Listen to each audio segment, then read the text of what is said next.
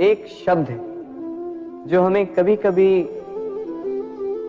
या कहो कई बार सुनाई देता है, स्वार्थ। वो व्यक्ति स्वार्थी है, उसने स्वार्थ में आके ये बुरा कर्म कर दिया, आदि इत्यादि। देखा जाए तो संसार स्वार्थ को पाप का मूल मानने लगा, परंतु क्या स्वार्थ सच में बुरा है?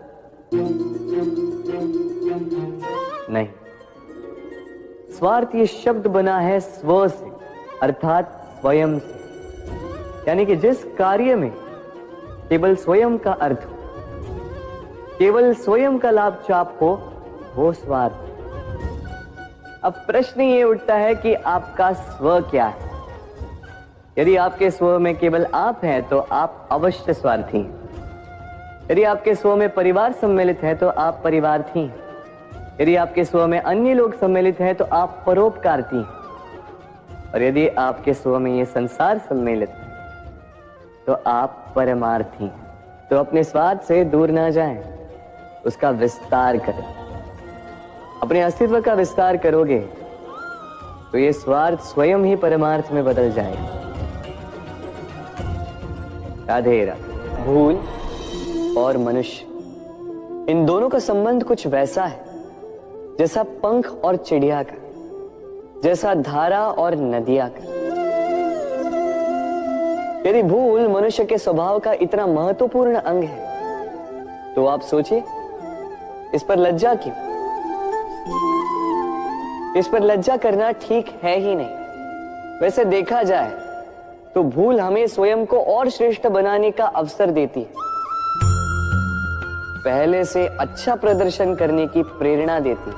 अब कदाचित आप में से कुछ इस बात से सहमत नहीं हो, क्योंकि बहुतों की दृष्टि में भूल दोष को जन्म देती है, दोष अपराध को, और अपराध के लिए क्षमा नहीं, दंड मिलना चाहिए।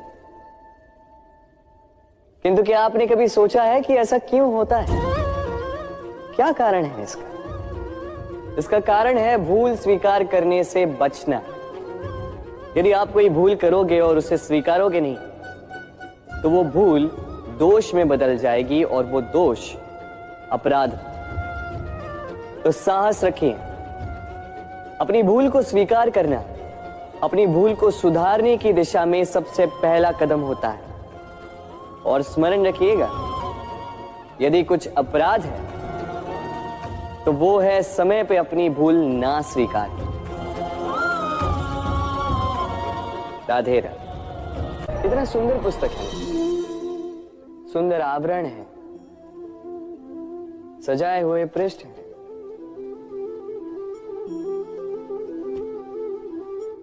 किंतु क्या ये सत्य में अद्भुत पुस्तक कहलाने की पात्र है? क्या इसमें जो लिखा है वो सत्य है, प्रेरणादायी है, हमारे लिए मूल्यवान है? कैसे निश्चय लिया जाए इस बात का? अब आप सोचेंगे कि सीधी सी बात है, आवरण को देख के पुस्तक की गुणवत्ता कैसे जानी जा सकती? इसके लिए तो आपको उसे पढ़ना होगा, उसे समझना होगा, समय देना होगा, है ना? बिल्कुल उचित सोच रहे हैं आप। बस आश्चर्य की बात यह है कि पुस्तक के विषय में आप ये सारी बातें जानते हैं, किंतु किसी व्यक्ति के विषय में आप ये सारी बातें मन में नहीं लाते। व्यक्ति का मूल्यांकन भी उसके वस्त्रों से, उसके शारीरिक रूप से या उसकी सुंदरता से नहीं किया जा सकता। उसके लिए आपको उस व्यक्ति को पढ़ना होगा, उसे समझना होगा, उसे समय देना होगा। पर हम क्या करते हैं?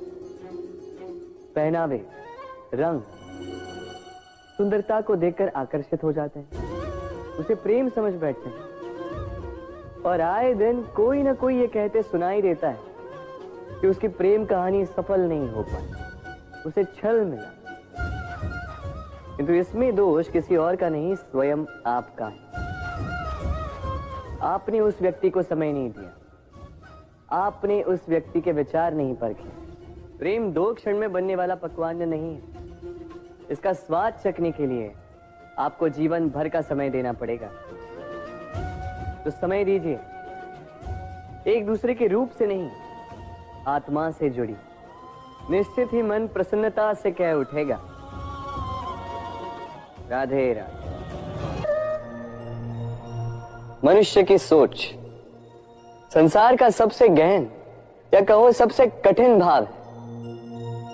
कब क्या होने के पश्चात ये मन क्या सोच बैठेगा, ये कहना असंभव है। और यही सोच कई बार हमारे मन में हीन की भावना ले आती है। हम सदा हमसे ऊपर की श्रेणी के व्यक्तियों को देखते हैं, उनके जीवन का विश्लेषण करते हैं और फिर स्वयं को हीन समझ लेते हैं। इसके पास इतना धन है, इसके पास कितना बल है, और मेरे पास कुछ भी नहीं। मैं कितना हीन व्यक्ति हूं, संसार के लिए मैं कुछ भी नहीं। होता है ना ऐसा? किंतु ऐसा नहीं है। आपके पास भी बहुत कुछ है, पलट के देखिए। किसी भूखे व्यक्ति को केवल एक रोटी मिल जाए तो भले ही दूसरों के लिए वो अन्न का दाना होगा, किंतु उसके लिए वो भोज से कम नहीं। इसलिए जब भी मन में हीन भावना जागे, अपनों की ओर देखिए, उनकी ओर पलटिए। आपको विश्वास हो जाएगा कि भले ही आप ये मानते हो कि इस संसार के लिए आप कुछ नहीं है, कुछ लोगों के लिए आप संपूर्ण संसार है। तो जो आपका संसार है उसमें प्रसन्न रहना सीखिए। राधे राधे।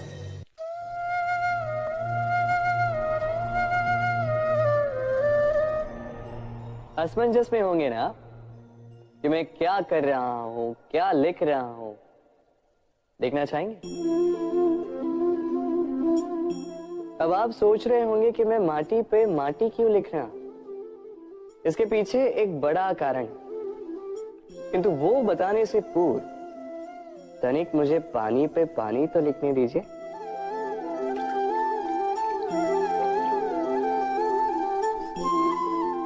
क्या हुआ? जो मैंने लिखा वो दिखाई क्यों नहीं दे रहा? तो ये रहा आपके पहले प्रश्न का उत्तर। माटी पर माटी लिखना कितना सरल है, उतना ही कठिन है पानी पर पानी लिखना। संबंध भी कुछ इसी प्रकार होते हैं। बनाते समय माटी पर लिखने जितने सरल और निभाते समय पानी पर लिखने जितने कठिन। अब प्रश्न ये उठता है कि पानी पे लिखा कैसे जाए।